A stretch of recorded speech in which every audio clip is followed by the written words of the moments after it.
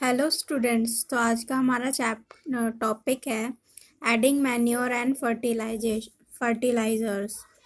तो manure and fertilisers होते हैं। मैन्योर होता है हमारा खाद वगैरह जो नेचुरल खाद होते हैं, उन्हें मैन्योर बोलते हैं।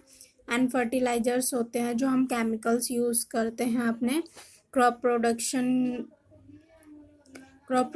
में उन्हें फर्टिलाइजर्स बोलते हैं। जो भी केमिकल, पेस्टिसाइड, इंसेक्टिसाइड्स यूज़ किए जाते हैं वो सारे हमारे फर्टिलाइजर्स में आते हैं। और मैन्योर होते हैं हमारे नेचुरल खाद जो हम अपनी क्रॉप प्रोडक्शन में यूज़ करते हैं, जो काऊ डंग वगैरह के बनते हैं।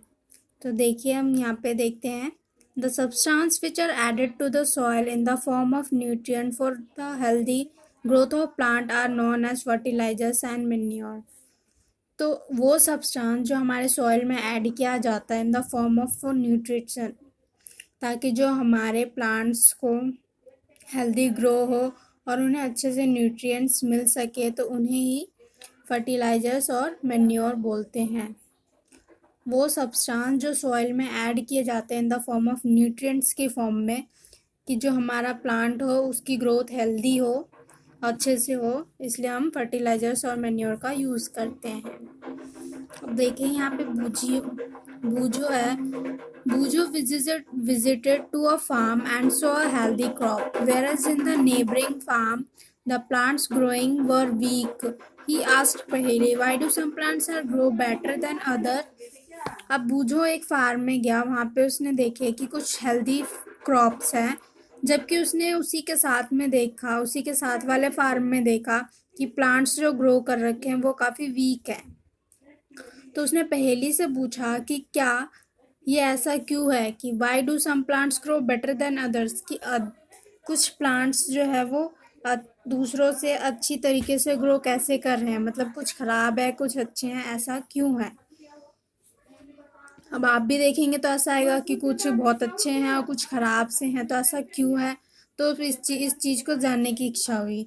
तो अब देखिए, इस पैराग्राफ में बताया है, soil provides mineral nutrients to the crop plant. Soil जो है प्लांट्स को मिनरल्स न्यूट्रिएंट्स प्रोवाइड करवाता है, क्योंकि सॉइल से ही तो है क्रॉप जो है अपना न्यूट्रिएंट्स गेन करता है। This nutrients are important for the growth of crop. और वो न्यूट्रिएंट्स कौन से होते हैं, वो ग्रोथ के लिए काफ़ी इम्पॉर्टेंट होते हैं क्रॉप के। In certain regions people grow crop after crop in the same field. कुछ रीजन्स में क्या होता है, जो लोग हैं वो एक क्रॉप ग्रो की और उसके बाद ही जो है वो दूसरी क्रॉप ग्रो करते हैं उसी फील्ड में।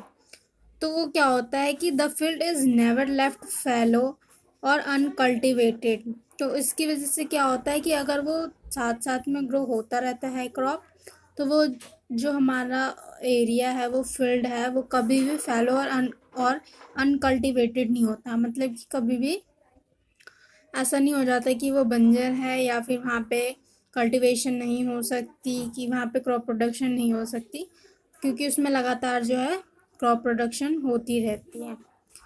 एक के बाद एक क्रॉप हो गई तो उसके बाद दूसरी क्रॉप, जिस क्रॉप का सीजन है वही जो है सेम फील्ड में लगा देते हैं। The field is never left fallow और अनकल्टिवेटेड। इस वजह से जो है वो कभी भी फैलो और अनकल्टिवेटेड नहीं रहता वो फील्ड।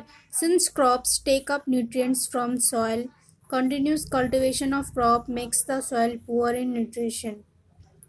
अब क्रॉप जो है न्यूट्रिएंट्स गेन करता रहता है सॉइल से, तो अगर हम कॉन्टिन्यूस एक ही फील्ड में एक ही जगह क्रॉप प्रोडक्शन करते रहेंगे तो वहाँ की क्या होगी, वहाँ की सॉइल में न्यूट्रिएंट्स की मात्रा कम हो जाएगी, क्योंकि जो प्लांट है वो तो न्यूट्रिएंट सॉइल से ही ले जाता है। वो एक बार हमने क्रॉप प्रोडक्शन की, उसने अपने यूज़ के लिए जितना न्यूट्रिएंट चाहिए था उतना ले लिया।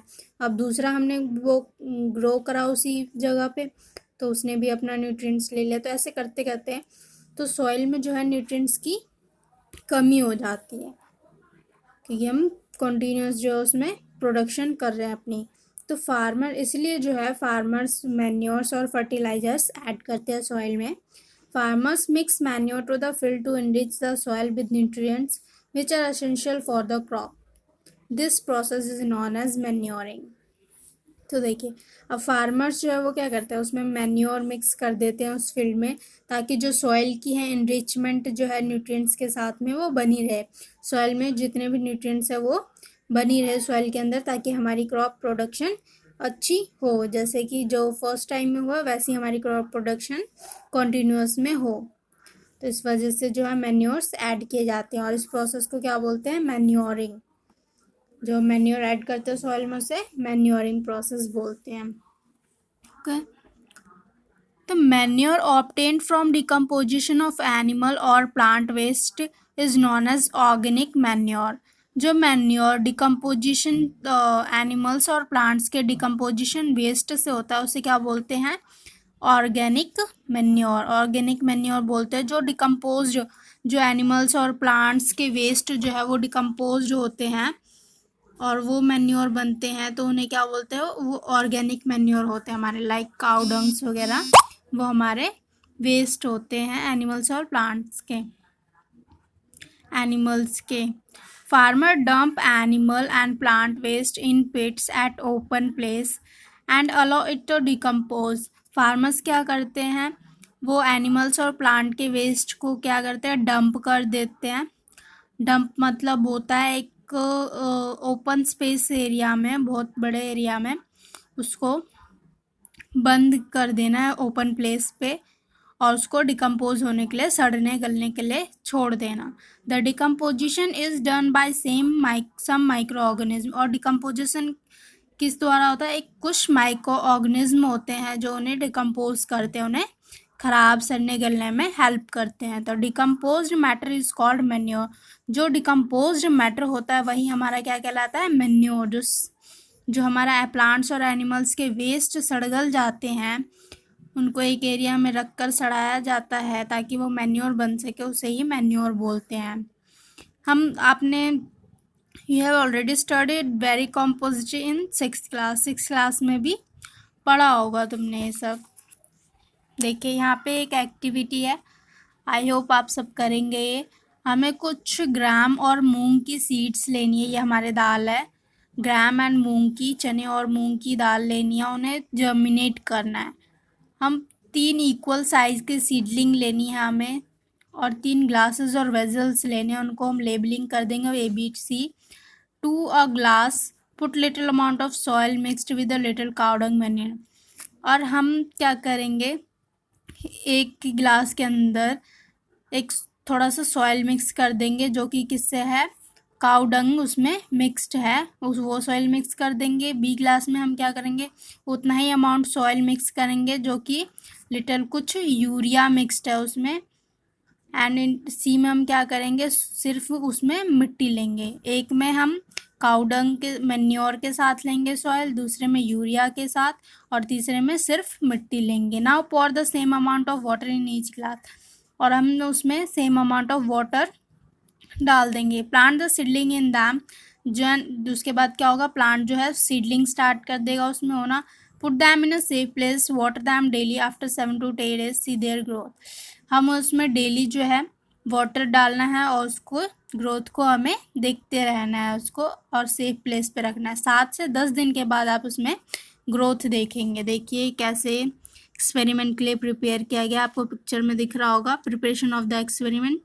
यहाँ पे बच्चों ने 3 ग्लासेस ली है। अब देखिए यहाँ पे ग्रोइंग भी दिखा रखा है कि कैसे सीडलिंग ग्रो कर रहे हैं। तो आप भी एक्टिविटी को ट्राई कीजिए, आई होप आप सब ट्राई करेंगे। अब यहाँ पे हम देख लेते हैं कुछ। Did plant in all the glasses grow at the same rate.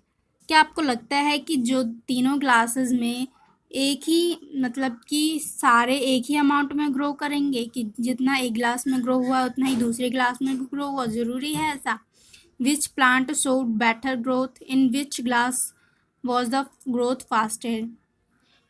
अब ये क्वेश्चंस आते हैं, ये एक्टिविटी तो कर ली हमने, बट इनमें ये क्वेश्चंस आते हैं कि आपको लगता है कि सारे प्लांट्स ने इक्वली ग्रो किया होगा, सबकी ग्रोथ अच्छी होगी, या सबने एकदम तेज़ी से ग्रो किया होगा उसी स्पीड से जिस स्पीड से एक ने करा है। सॉरी, ऐसा हो सकता है नहीं, ऐसा ज़रूरी नहीं है, क्योंकि हमने तीनों में अलग अलग चीज़ें डाली है, तो उनकी रिक्वायरमेंट के हिसाब से वो ग्रोथ करेंगे। देखिए यहाँ देखते हैं, fertilizers are chemicals which are rich in certain nutrients. Fertilizers क्या है? केमिकल्स है, जो कि आज एक्टिविटी देख लीजिए, कल हम पढ़ेंगे fertilizers. So thank you guys.